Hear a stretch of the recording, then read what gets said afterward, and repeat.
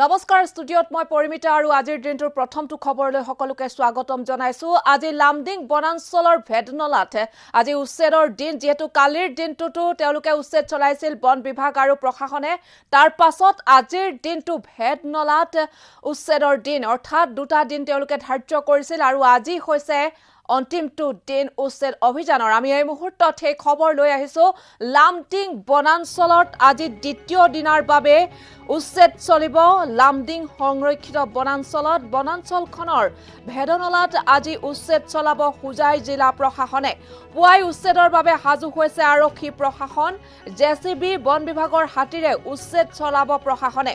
উচ্ছেদ স্থলীত মোতায়েন শতাধিক নিৰাপত্তাৰক্ষী। মুঠ 1400 হেক্টৰ চৰকাৰী ভূমিত উচ্ছেদ চলাব প্ৰশাসনে। সোমবাৰে বনাঞ্চলখনৰ কমৰ পানীত উচ্ছেদ চলাইছিল প্ৰশাসনে আৰু কমৰ পানীৰ 500 হেক্টৰ ভূমিত চলিছিল উচ্ছেদ। শান্তিপূৰ্ণ পৰিৱেশত সম্পূৰ্ণ হৈছিল উচ্ছেদ। আজি পুনৰ দ্বিতীয় দিনৰ বাবে ভেদনলাত উচ্ছেদ চলাবলৈ সাজু হৈ উঠিছে এতিয়া প্ৰশাসন। আমি এই মুহূৰ্তত আপোনালোকক সেই খবৰ জনাই আছো। কমৰ পানীত কালি উচ্ছেদ অভিযান চলিছিল 500 হেক্টৰ ভূমিত।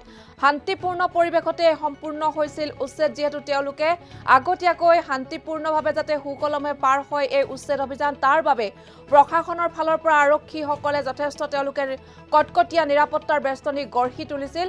আৰু এই যি দৃশ্যাংশ আমি আপোনালোকক সম্পূৰ্ণকৈ দৃশ্যাংশটো দেখুৱাব বিচাৰিছো। এই দৃশ্যাংশ কালিৰ দৃশ্যাংশ আমি আপোনালোকক এতিয়া দেখুৱাই আছো স্ক্ৰীনত। আজি দ্বিতীয় দিনৰ দৃশ্যাংশ আমাৰ হাতত আহি পৰা নাই দ্বিতীয় দিনৰ দৃশ্যাংশ, যিহেতু আৰু মাত্ৰ 10 মিনিট সময় হয়তো আছে, কিয়নো পুৱা 8 বজাৰ পৰা কালিৰ যিহেতু উচ্ছেদ অভিযান চলিছিল আৰু আজিও হয়তো 8 বজাৰ পৰাই চলিব এই উচ্ছেদ অভিযান। আৰু কালি কমৰ পানীতে উচ্ছেদ অভিযান চলিছিল আৰু আজি ভেদনলাত উচ্ছেদ অভিযান চলিব। আৰু ইতিমধ্যে সকলোৱে গম পাইছে যে ৰাজ্য চৰকাৰখন বা মুখ্যমন্ত্ৰী ডক্টৰ হিমন্ত বিশ্ব শৰ্মাৰ নেতৃত্বাধীন এই চৰকাৰখনে প্ৰতিটো ক্ষেত্ৰতে খুঁটি নাতি মাৰি চাইছে, যাতে আমাৰ যিসকল খিলঞ্জীয়া লোক বা যিসমূহ বনাঞ্চল ইত্যাদিকে আদি কৰি যিসমূহে আমাৰ অসমৰ যি পৰিৱেশ সম্পূৰ্ণ কৰি ৰাখে আৰু আমাৰ যিসমূহ অসমৰ সম্পদ, এই সকলো সম্পদৰ যিসমূহ চানেকি ইতিমধ্যে আছে, সেই সকলো সম্পদৰ ৰক্ষণাবেক্ষণ দিয়া তেওঁলোকে যথেষ্ট চেষ্টা কৰিছে। আৰু খিলঞ্জীয়া লোকসকলৰ ক্ষেত্ৰতো তেওঁলোকে যথেষ্ট কল্যাণমূলক কিছু আঁচনি তেওঁলোকে গ্ৰহণ কৰিছে। আৰু তাৰ পাছত উচ্ছেদৰ বিৰুদ্ধে তেওঁলোকে উচ্ছেদ অভিযান চলাইছে আৰু তেওঁলোকে যিসমূহ অবৈধ বেদখলকাৰীৰ বিৰুদ্ধে তেওঁলোকে সষ্টম হৈছে, কিয়নো অসমৰ বিভিন্ন ঠাইত গৰুকুটিৰ কাণ্ড পুনৰ দুনাই নকলেও হ'ব। ইতিমধ্যে সৰ্বজন বিদিত এই ঘটনাৰ কথা, যি ঘটনাই ৰাষ্ট্ৰীয় আন্তঃৰাষ্ট্ৰীয় পৰ্যায়ৰ সংবাদ শিৰোনামা দখল কৰিছিল। সেই তেনেধৰণে বিভিন্ন ৰাজ্যৰ বিভিন্ন প্ৰান্তত একাংশ বেদখলকাৰীয়ে যিসমূহ চৰকাৰী ভূমি, সেই চৰকাৰী ভূমিসমূহ তেওঁলোকে বেদখল কৰি আছিল। ঠিক সেইদৰে এতিয়া আগতীয়াকৈ জাননী দিয়া হৈছিল লামডিং বনাঞ্চলৰ দুটা অঞ্চলত উচ্ছেদ অভিযান চলিব বন বিভাগৰ ফালৰ পৰা।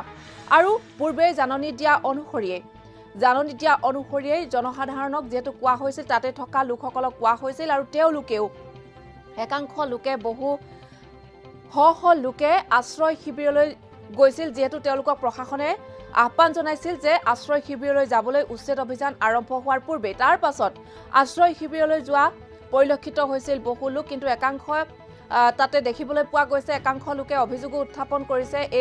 এই যিগৰাকী মহিলা আমি আপোনালোকক দেখুৱাই আছো, তেওঁলোকে আশ্ৰয় শিবিৰত তেওঁলোকে কান্দি উঠিছে আৰু কান্দোনৰ ৰোল উঠিছে এই আশ্ৰয় শিবিৰসমূহত। কিন্তু দেখিবলৈ পোৱা গৈছে এইসকল লোকে অবৈধভাৱে বেদখল কৰাৰ অভিযোগ উত্থাপন হৈছিল আৰু তাৰেই পৰিপ্ৰেক্ষিতত আজি দ্বিতীয় দিনৰ উচ্ছেদ অভিযান আৰম্ভ হ'ব। আৰু আনফালে কালিৰ দিনটোত এটা প্ৰসংগ বাৰুকৈ উত্থাপন হৈছিল যে এই যে অবৈধ বেদখলকাৰী, এই যিসমূহ চৰকাৰী ভূমিত যিহেতু অবৈধ বেদখলকাৰীয়ে কেনেকৈ বেদখল কৰিবলৈ পালে, এজন লোকৰ বিৰুদ্ধে অভিযোগ উত্থাপন হৈছিল। তেওঁৰ নাম হৈছিল নজৰুল আৰু এই লোকজনৰ বিৰুদ্ধে অভিযোগ উত্থাপন হৈছিল যে বহু অবৈধ বেদখলকাৰীক এই যি চৰকাৰী ভূমিত এই লোকজনে, নজৰুল নামৰ এই অভিযুক্তগৰাকীয়ে চৰকাৰী ভূমিত আদাৰ খেতি হালধিৰ খেতি কৰোঁতে বহু বেদখলকাৰীক তেওঁ কামত নিয়োগ কৰাইছিল আৰু তেওঁৰ বিৰুদ্ধে অভিযোগ উত্থাপন হৈছিল যে প্ৰশ্ন বাৰে বাৰে উত্থাপন হৈছিল যে কোনে আনিলে বেদখলকাৰীসকলক এই স্থানলৈ সেই প্ৰশ্ন বাৰে বাৰে উত্থাপন হৈছিল কালিৰ দিনটোত ৰাজ্যৰ মুখ্যমন্ত্ৰী ডক্টৰ হিমন্ত বিশ্ব শৰ্মাই এটা মন্তব্য কৰিছিল যে এই নজৰুল নামৰ লোকজনক যদিহে গ্ৰেপ্তাৰ কৰা হয় তেন্তে কোনে কোনে এই ঘটনাৰ সৈতে জড়িত বা এই অবৈধ বেদখলকাৰীসকলক অনাৰ সৈতে জড়িত এই কথা ওলাই পৰিব আৰু পিছত গম পোৱা যাব আসলতে এই ঘটনাৰ আঁৰত আসলতে অবৈধ বেদখলকাৰীসকলে ইয়ালৈ অহাৰ আঁৰত আসলতে কোন আৰু যেহেতু বিভিন্ন প্ৰসংগ ওলাই পৰে এই সমূহ কথা ক'বলৈ গ'লে গৰুখুটিৰ কাণ্ড ইতিমধ্যে আপোনালোকে গম পায় গৰুখুটিৰ যি ঘটনা সংঘটিত হৈছিল তেনে পৰিস্থিতিৰ যাতে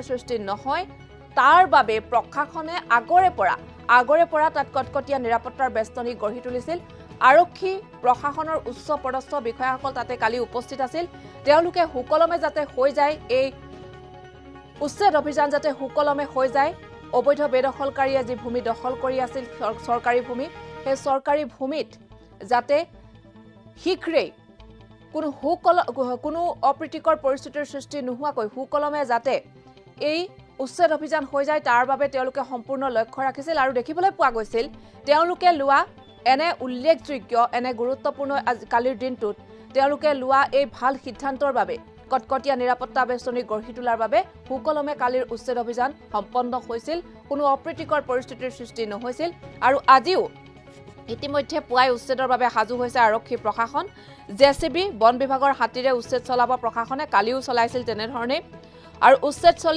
স্থলীত আজিও মোতায়েন কৰা হৈছে শতাধিক নিৰাপত্তাৰক্ষী আৰু নিৰাপত্তাৰক্ষী মোতায়েন কৰা হৈছে কটকটীয়া নিৰাপত্তাৰ বেষ্টনী গঢ়ি তোলা হৈছে মুঠ 1400 হেক্টৰ চৰকাৰী ভূমিত উচ্ছেদ চলাব প্ৰশাসনে সোমবাৰে বনাঞ্চলখনৰ কমৰ পানীত উচ্ছেদ চলাইছিল প্ৰশাসনে কমৰ পানীৰ 500 হেক্টৰ ভূমিত শান্তিপূৰ্ণ পৰিৱেশত সম্পূৰ্ণ হৈছিল উচ্ছেদ আৰু আজি দ্বিতীয় দিনৰ বাবে ভেদনলাত উচ্ছেদ চলাব লৈ সাজু হৈ উঠিছে এতিয়া প্ৰশাসন